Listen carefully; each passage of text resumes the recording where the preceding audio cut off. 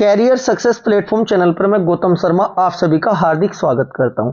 आज की क्लास में हम सीटेट सेकंड पेपर सामाजिक अध्ययन 9 दिसंबर 2018 में जो क्वेश्चन पूछे गए थे, इन क्वेश्चनों को एक्स्ट्रा फैक्ट व डिटेल के साथ कवर करेंगे। ये क्लास सीटेट 2024 के एग्जाम के लिए अति महत्वपूर्ण है, क्योंकि एग्जाम में क्वेश्चन डायरेक्ट तो रिपीट नहीं होता है, लेकिन एक्स्ट्रा फैक्ट से क्वेश्चन हमेशा रिपीट होता है।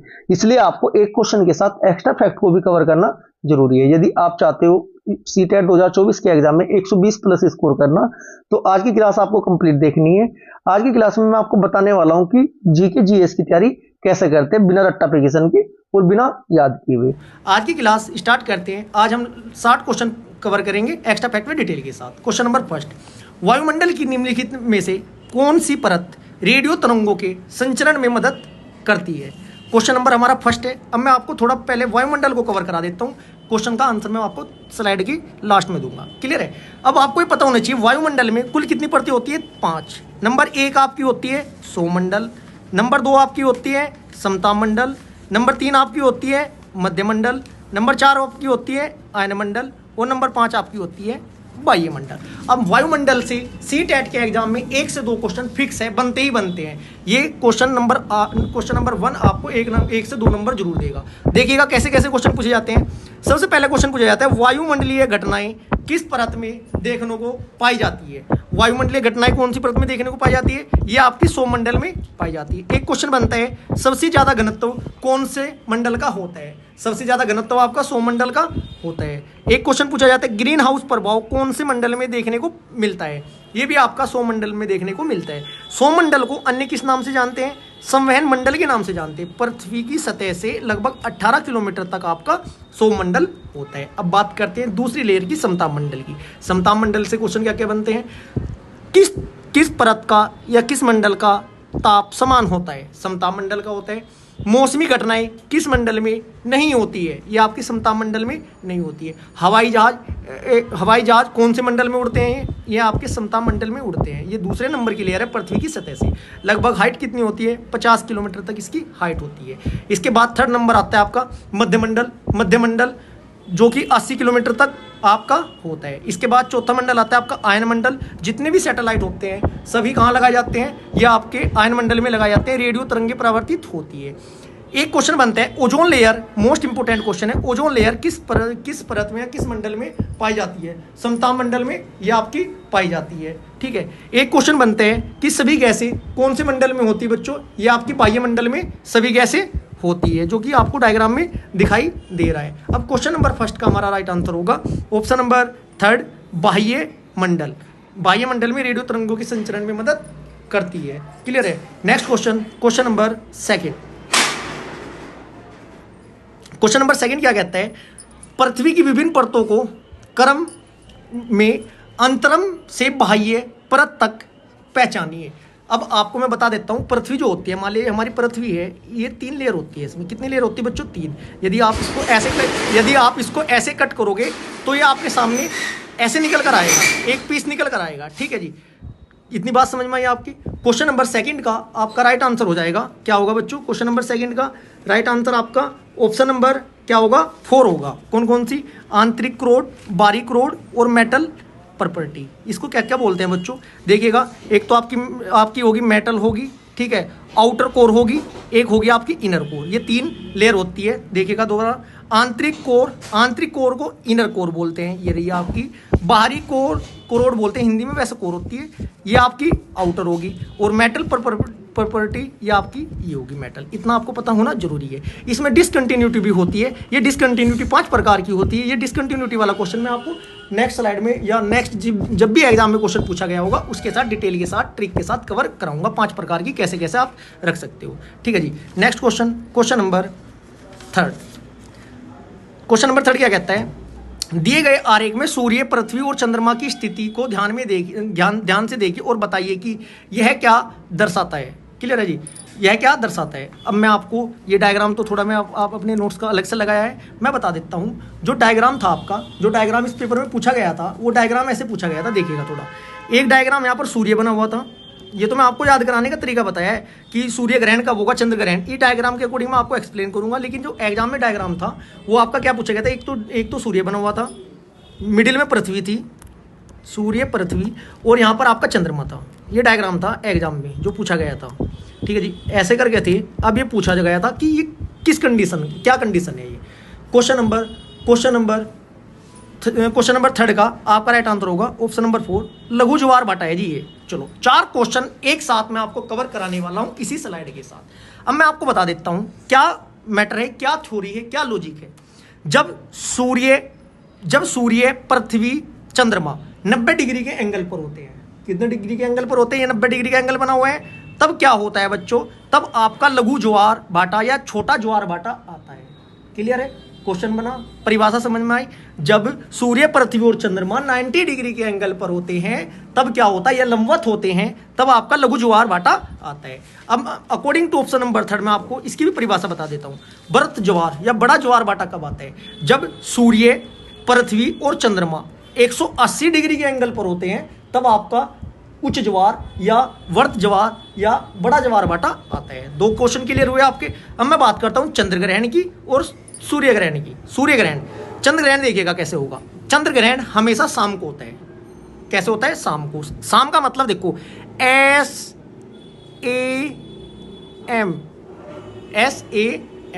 शाम को होगा चंद्र ग्रहण आपका, ठीक है जी। शाम का मतलब क्या हुआ, S से आपका सूर्य हुआ, A से आपका अर्थ हुआ, M से आपका मून हुआ।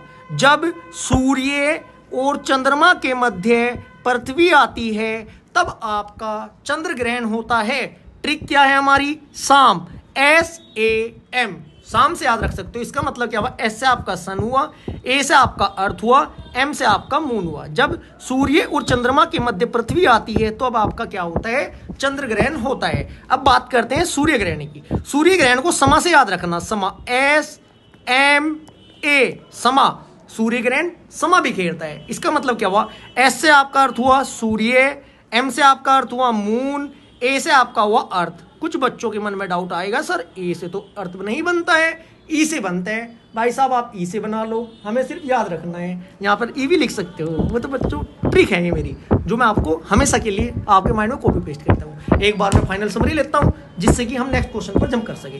4 ऑप्शन है। सूर्य ग्रहण कब होगा, सर समा, देखो कितना बेहतरीन, समा, SMA, सन से सन, M से मून, A से अर्थ। चंद्र ग्रहण कब होगा, सर शाम को होगा, SAM, S से सन, A से अर्थ, M से मून। सर उच्च ज्वार भाटा कब आएगा, जब तीनों 180 डिग्री के एंगल पर होंगे। लघु ज्वार कब आएगा, जब ये तीनों 90 डिग्री के एंगल पर होंगे। Next question, question number 4।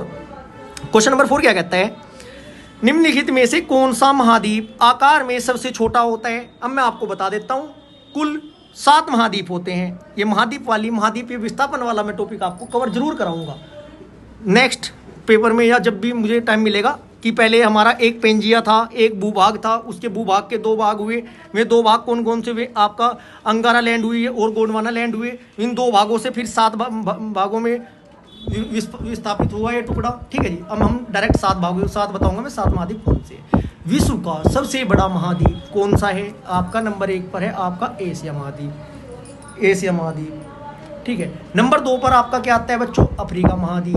Number 3 पर आपका आता है उत्तरी अमेरिका महाद्वीप। नंबर 4 पर आपका आता है दक्षिण अमेरिका महाद्वीप। नंबर 5 पर आपका आता है अंटार्कटिका महाद्वीप। नंबर 6 पर आपका आता है यूरोप महाद्वीप। नंबर 7 पर आपका आता है ऑस्ट्रेलिया महाद्वीप। अब बताओ बच्चों, इससे ज्यादा आसान क्या हो सकता है। अकॉर्डिंग टू क्वेश्चन आंसर आप स्वयं दो। क्वेश्चन में क्या पूछा था, निम्नलिखित में से कौन सा महाद्वीप आकार में सबसे छोटा होता है, तो राइट आंसर ऑस्ट्रेलिया महाद्वीप। यदि क्वेश्चन ये पूछा जाता निम्नलिखित में से कौन सा महाद्वीप आकार में सबसे बड़ा होता है, राइट आंसर होगा एशिया महाद्वीप। क्लियर है। यदि महासागर की बात करें, कुल महासागर कितने होते हैं, 5 महासागर होते हैं। सबसे बड़ा महासागर आपका प्रशांत महासागर होता है। ये भी क्वेश्चन एग्जाम में आपको देखने को मिलेगा बच्चों। बस आप अच्छे से कवर करते हुए चलिएगा। पॉपुलर वीडियो यदि आप हमारे चैनल पर पहली बार है तो पॉपुलर वीडियो जाकर देखिएगा।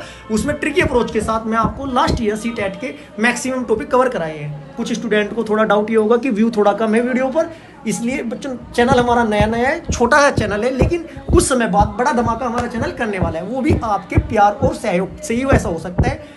हमारा प्रोत्साहन बढ़ाने के लिए ज़्यादा वीडियो को लाइक करिए, यदि वीडियो आपको अच्छी लग रही है ज़्यादा शेयर करें। यदि चैनल को सब्सक्राइब नहीं किया तो साथ के साथ प्लीज सब्सक्राइब जरूर करते हुए चलिए। नेक्स्ट क्वेश्चन, क्वेश्चन नंबर 4 क्या कहता है, वात दीर्घदर्शी का प्रयोग क्या मापने के लिए किया जाता है? वाग दीर्घदर्शी का प्रयोग क्या मापने के लिए किया जाता है? इसे क्या बोलते हैं बच्चों?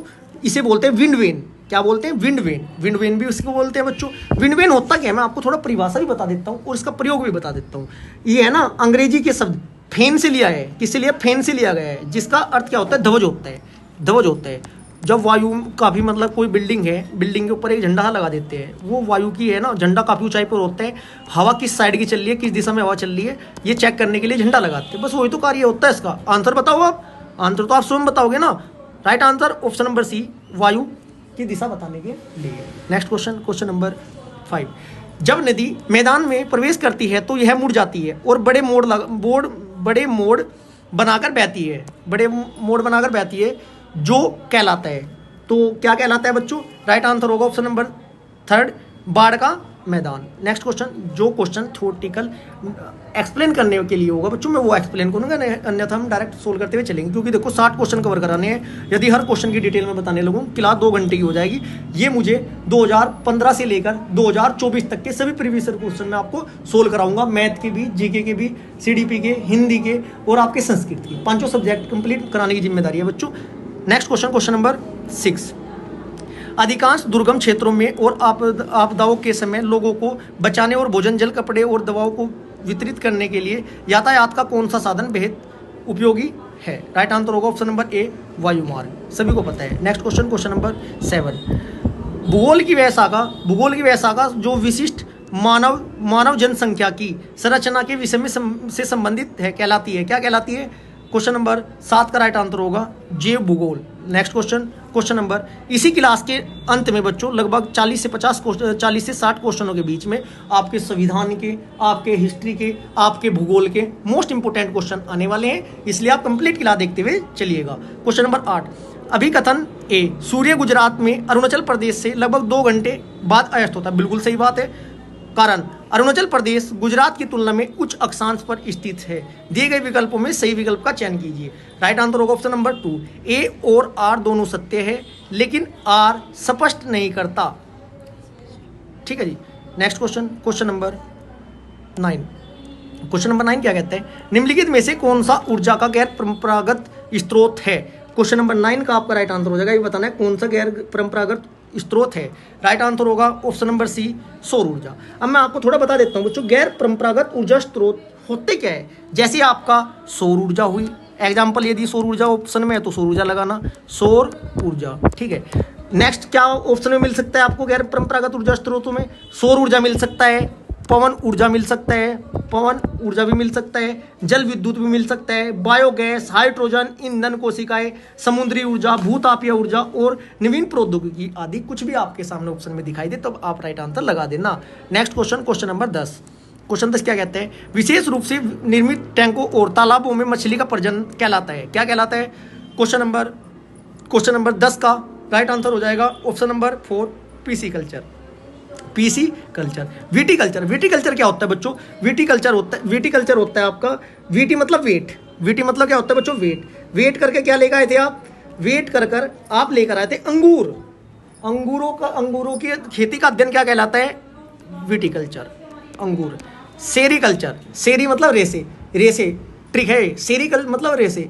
रेशम के कीटों के अध्ययन करने वाली विज्ञान की शाखा को क्या कहते हैं? सेरीकल्चर कहते हैं। हॉर्टिकल्चर क्या होता है बच्चों? बागवानी, फल फूल वाली जो बागवानी होती है उसके अध्ययन करने की विज्ञान की शाखा को क्या कहते हैं? Horticulture. Next question, question number 11। स्थल का एक संकरा भाग जो 2 बड़े स्थलीय भागों को एक दूसरे से जोड़ता है उसे क्या कहते हैं? क्वेश्चन नंबर 11 का आपका राइट आंसर होगा ऑप्शन नंबर 2, उसे कहते हैं द्वीप। नेक्स्ट क्वेश्चन, क्वेश्चन नंबर हमारा 12। क्वेश्चन नंबर 12 क्या कहता है? वात दीर्घदर्शी का प्रयोग क्या मापने के लिए किया जाता है? ये क्वेश्चन आपका रिपीट हो चुका है, वायु दिशा। Next question, question number 13। उच्च प्राथमिक स्तर पर सामाजिक विज्ञान में शामिल है। क्या शामिल है बच्चों उच्च प्राथमिक स्तर में विज्ञान में? राइट आंसर होगा ऑप्शन नंबर 3, इतिहास, भूगोल, राजनीतिक विज्ञान और अर्थशास्त्र। नेक्स्ट क्वेश्चन, क्वेश्चन नंबर आपका 14। आगमनात्मक अधिगम निम्नलिखित में से किस उपागम का विरोधाभासी है? राइट आंसर होगा आपका ऑप्शन नंबर ए, व्याख्यानात्मक शिक्षण। नेक्स्ट जो 30 क्वेश्चन के बाद आएंगे बच्चों, आपके वो जीके के होंगे सभी क्वेश्चन, ठीक है। नेक्स्ट क्वेश्चन नंबर 15, दिए गए कथनों ए और बी को पढ़िए और सही उत्तर का चयन कीजिए। आलोचनात्मक सोच धारणाओं के निर्माण तथा विचारों के अनुप्रयोग और विस्तार को बढ़ावा देती है। यह दूसरे के तर्कों और विश्वासों को समझने और मूल्यांकन करने के लिए मदद करती है। राइट आंसर होगा आपका option number A. Question number 15 का राइट आंसर होगा ऑप्शन नंबर ए सत्य है और बी असत्य है। नेक्स्ट क्वेश्चन नंबर 16, अनुभवजन्य साध्य क्या है? ये आपका साध्य है। राइट आंसर होगा ऑप्शन नंबर ए, इंद्रियों के माध्यम से वास्तविक दुनिया में एकत्रित आंकड़े। नेक्स्ट क्वेश्चन नंबर 17, भौतिक विशेषताओं के मॉडल प्रतिकृतियां शिक्षण के लिए सबसे अधिक उपयुक्त है। क्वेश्चन नंबर 17 का आपका राइट आंसर होगा ऑप्शन नंबर 3, भूगोल। नेक्स्ट क्वेश्चन नंबर 18, स्थानीय समाचार पत्र में मौसम की जानकारी का संग्रह किस प्रकार का स्रोत है? क्वेश्चन नंबर 18 का राइट आंसर होगा ऑप्शन नंबर बी, द्वितीयक। नेक्स्ट क्वेश्चन नंबर 19, सीखने की क्षमताओं वाले शिक्षार्थी किस प्रकार की कक्षा में अन्य छात्रों के साथ सीखते हैं? क्वेश्चन नंबर 19 का आपका राइट आंसर होगा ऑप्शन नंबर सी, समावेशी। नेक्स्ट क्वेश्चन नंबर 20, निम्नलिखित सिद्धांत किसने दिया? सभी बच्चे विकास के समान अनुक्रम से गुजरते हैं, लेकिन विभिन्न दरों से। इसलिए शिक्षक को पूरी तरह से कक्षा के लिए नहीं बल्कि व्यक्तिगत बच्चों और छोटे समूह के लिए गतिविधियों का योजना बनानी चाहिए। क्वेश्चन नंबर 20 का आपका राइट आंसर हो जाएगा ऑप्शन नंबर 4, जे पियाजे या जिन पियाजे। नेक्स्ट क्वेश्चन नंबर 21, क्वेश्चन 21 क्या कहता है? कक्षा में सहकारी शिक्षा को बढ़ावा देने के लिए एक शिक्षक को चाहिए। क्या चाहिए? राइट आंसर होगा आपका ऑप्शन नंबर ए, छात्रों को बहस और चर्चाओं में लगाए। नेक्स्ट क्वेश्चन नंबर 22, एक आत्मनिर्देशित आत्म अनुशासित सोच जो एक उचित तरीके से गुणवत्ता के उच्चतम स्तर पर तर्क करने का प्रयास होती है, उसे क्या कहते हैं? राइट आंसर आपका ऑप्शन नंबर ए, आलोचनात्मक सोच कहते हैं। नेक्स्ट क्वेश्चन नंबर 23, अजंता गुफाओं चित्रों में इस्तेमाल किए गए रंग निम्नलिखित में से किस सामग्री से प्राप्त किए गए थे? राइट आंसर होगा ऑप्शन नंबर 3, पौधों और खनिजों से। नेक्स्ट क्वेश्चन नंबर 24, क्या कहता है बच्चों? क्वेश्चन नंबर 24 में आपका सबसे पुरानी पांडुलिपियां खाली स्थान पर लिखी गई थी। किस पर लिखी गई थी? राइट आंसर होगा आपका ऑप्शन नंबर ए, ताड़ पत्रों पर। नेक्स्ट क्वेश्चन, ताड़ पत्रों पर राइट आंसर आपका हो जाएगा। क्वेश्चन नंबर 25, मानव इतिहास में निम्नलिखित में से कौन सी अवधि काल सबसे लंबी है? क्वेश्चन नंबर 25 का आपका राइट आंसर होगा ऑप्शन नंबर ए, पूरा पाषाण काल। कितने भागों में बांटा गया? पूरा पाषाण काल, मध्य पाषाण काल और वही नवपाषाण काल। क्लियर है जी? ये लगभग 25 से 20 लाख वर्ष पूर्व से लगभग 12,000 वर्ष पूर्व तक इसका काल माना गया है। नेक्स्ट क्वेश्चन नंबर 26, क्या कहता है? दिए गए कथनों ए और बी को पढ़िए और सही उत्तर का चयन कीजिए। क्वेश्चन नंबर 26 का आपका राइट आंसर हो जाएगा बच्चों ऑप्शन नंबर 4 हो जाएगा, ए और बी दोनों सत्य है। अब देखते हैं है क्या। मेहरगढ़ पाकिस्तान के बोलन दर्रे के पास एक उपजाऊ मैदान है, बिल्कुल सही बात है। दूसरा, जहां खेती और पशुपालन के साक्ष्य पाए जाते हैं। दोनों ऑप्शन आपके सही है। नेक्स्ट क्वेश्चन नंबर 27, भारत में निम्नलिखित राज्यों में से किस एक राज्य में हड़प्पा सभ्यता के नगर सबसे अधिक बड़ी संख्या में मिले हैं? क्वेश्चन नंबर 27 का आपका राइट आंसर होगा ऑप्शन नंबर 3, हरियाणा से ये प्राप्त हुए कौन से हैं? सिंधु घाटी सभ्यता के क्षेत्र वहाँ पर बच्चों हड़प्पा और मोहनजोदड़ो खुदाई में सभ्यता के अनेक प्रमाण मिले हैं। इसमें से कौन से हैं? लोथल, सुरकोटदा, रंगपुर, ठीक है, मालवड़, देसलपुर, धोलावीरा, ये प्रमुख स्थल है। क्लियर है जी? ये सभी कहाँ हैं बच्चों? ये आपके गुजरात में है। ठीक है जी। क्वेश्चन नंबर 27 का आपका राइट आंसर हरियाणा था ना? ठीक है जी। चलो नेक्स्ट क्वेश्चन नंबर आपका 28। Question number option number C पे बच्चों, एक मिनट रुको, ये तो लोथल तो गुजरात में है ना, ये आपका हरियाणा गलत है। राइट आंसर आपका ऑप्शन नंबर 2 हो जाएगा, गुजरात। ठीक है जी, एक मिनट रुको, क्वेश्चन थोड़ा गलत होगा क्योंकि लोथल तो गोदीवाड़ा के विशेष तो लोथल बंदरगाह से मिले ना, वो तो गुजरात में। हरियाणा में तो बंदरगाह का मतलब ही नहीं बनता। चलो नेक्स्ट क्वेश्चन है, टाइपिंग मिस्टेक थी थोड़ा। क्वेश्चन आपका 28 ऋग्वेद मूल रूप से निम्नलिखित में से किस भाषा में रचित है या रची गई है? क्वेश्चन नंबर 20 रचा हुआ है। क्वेश्चन नंबर 28 का आपका राइट आंसर होगा ऑप्शन नंबर 3 संस्कृत भाषा में। किस भाषा में बच्चों? संस्कृत भाषा में ये रचा गया है। अब इसमें आपको थोड़ा सा मैं इंपॉर्टेंट क्वेश्चन बता देता हूँ। ऋग्वेद सूक्त, इसमें ऋग्वेद में मंडल पूछे जाते हैं। कुल कितने मंडल है? 10 तो मंडल है जी ऋग्वेद में। एक क्वेश्चन पूछा जाता है सूक्त कितने हैं? 1028 सूक्त है ऋग्वेद में। कितने सूक्त है? 1028 सूक्त है। क्लियर है जी। नेक्स्ट क्वेश्चन, क्वेश्चन नंबर आपका 28 29 क्वेश्चन क्या कहता है? 6ठी शताब्दी ईसा पूर्व में मगध महाजनपद के पहले शासक कौन थे? कौन थे बच्चों? क्वेश्चन नंबर आपका 29 का राइट आंसर होगा ऑप्शन नंबर 3 बिंबिसार। बच्चों ये बिंबिसार है, ये आपका बिंदुसार, ये आपका बिंदिसार है। ये क्या है बच्चों? आपका बिंबिसार है। ये बिंदुसार आपका नहीं है, क्योंकि ऐसा है ना बच्चों, बिंदुसार तो होगा आपका अशोक वाला, यह है बिंबिसार। बिंबिसार हर्यक वंश के संस्थापक कौन थे? ये आपके बिंबिसार थे। हर्यक वंश को याद कैसे करोगे? हर्यक वंश को याद करो, बिंब का शत्रु उदीन, उसका नाग दशक, दशक को मारकर शिशु ने पूरी कर ली कसक। इसका मतलब बिंबिसार जो था ना, बिंबिसार की हत्या किसने की थी? शत्रु। शत्रु बोले तो अजात शत्रु ने। फिर अजात शत्रु की हत्या किसने की थी? बिंब का शत्रु उदीन, उसके बेटे उदीन ने। जो ये हर्यक वंश था ना बच्चों, हर्यक वंश को ना पितृहंत्यक वंश भी कहा जाता था। इसमें क्या होता था बच्चों? अपने पिता की हत्या करके ना राजगद्दी पर ही आपस में बैठते थे। जो बिंबिसार है, फिर बाद में इस वंश में बाद में घनानंद आया। घनानंद को किसने अपराजित किया था बच्चों? चंद्रगुप्त मौर्य ने किया था। चंद्रगुप्त मौर्य के गुरुजी का नाम क्या था? चाणक्य था, विष्णुगुप्त था। ये क्वेश्चन भी पूछा जाता है एग्जाम में। और 6ठी शताब्दी ईसा पूर्व से ना बच्चों, ये जो महाजनपद की बात आई है, कितने महाजनपद थे? टोटल 16 महाजनपद हुए हैं। कितने महाजनपद हुए? 16 महाजनपद हुए हैं 6ठी शताब्दी में। क्वेश्चन यहाँ से 3 क्वेश्चन पूछे जाते हैं। क्या क्या क्वेश्चन बनते हैं महाजनपद से मैं आपको बता देता हूँ। भारत पहले कितने महाजनपदों में डिवाइड था? 16। ये मुझे बताना इसलिए जरूरी है, यहाँ महाजनपद की बात आई है, यहाँ से क्वेश्चन एग्जाम में पूछा जाता है। बुद्ध के जन्म से पूर्व कमवीं शताब्दी थी, 6वीं शताब्दी ईसा पूर्व। भारतवर्ष कितने महाजनपदों में बटा था? 16 महाजनपद। ये क्वेश्चन एग्जाम में पूछा जा सकता है। इनकी जानकारी, बौद्ध ग्रंथ कौन सा है बच्चों आपका? बौद्ध ग्रंथ का नाम है अंगुत्तर निकाय। अंगुत्तर निकाय से प्राप्त होती है अंगुत्तर निकाय। यदि यही कहीं मैं आपसे पूछ लूँ, जैन ग्रंथ कौन सा है आपका? जैन ग्रंथ है आपका भगवती सूत्र। कौन सा है? भगवती सूत्र। यदि बात करें 16 महाजनपदों का वर्णन किस बौद्ध ग्रंथ में मिलता है? अंगुत्तर निकाय। 16 महाजनपदों का वर्णन किस जैन ग्रंथ में मिलता है? वो आपका भगवती सूत्र में मिलता है। इसमें कौन कौन से थे? अंग, मगध, काशी, वत्स, वज्जी, कौशल, अवन्ति, मल, पंचाल, चेंदी, कुरु, मत्स्य, कंबोज, सूरसेन और असमक और गंधार। इनके सभी 16 महाजनपदों की राजधानी मैं आपको नेक्स्ट क्लास में कवर करा दूंगा। सब कुछ कवर करा दूंगा बच्चों, बस अकॉर्डिंग टू टाइम चलते रहिए साथ साथ। क्वेश्चन नंबर हमारा 30, निम्नलिखित में से कौन बौद्ध धर्म के त्रिरत्न में से नहीं है? क्वेश्चन नंबर 30 का आपका राइट आंसर होगा ऑप्शन नंबर 3 अहिंसा। अहिंसा नहीं है। बौद्ध धर्म के 3 रत्न कौन कौन से? बुद्ध, धम्म, संघ। बच्चों धम्म क्या होता है? बुद्ध की शिक्षाओं का वर्णन, बुद्ध की शिक्षाओं का वर्णन क्या, सॉरी धम्म कौन सा ही रहा, बुद्ध की शिक्षाओं का वर्णन धम्म में है बच्चों। अब मैं बता देता हूँ संघ में क्या है। संघ में जो लिखित है क्या है बच्चों? बौद्ध भिक्षुओं एवं बौद्ध उपासकों का वर्णन का संगठन का वर्णन है। क्लियर है जी। गौतम बुद्ध का यहाँ से क्वेश्चन इंपोर्टेंट बनता है। गौतम बुद्ध, महात्मा बुद्ध, शाक्य मुनि, क्या था बच्चों? शाक्य मुनि, गौतम बुद्ध। इनका जीवन काल 563 ईसा पूर्व से लेकर 483 ईसा पूर्व तक रहा है। क्वेश्चन पूछा जाता है जन्म कब हुआ था? 563 ईसा पूर्व। मृत्यु कब हुई थी? 483 ईसा पूर्व। कंप्लीट डिटेल कराने लगूंगा, 3 घंटे क्लास चली जाएगी बच्चों। आज की ये क्लास हमारी यहीं पर समाप्त होती है।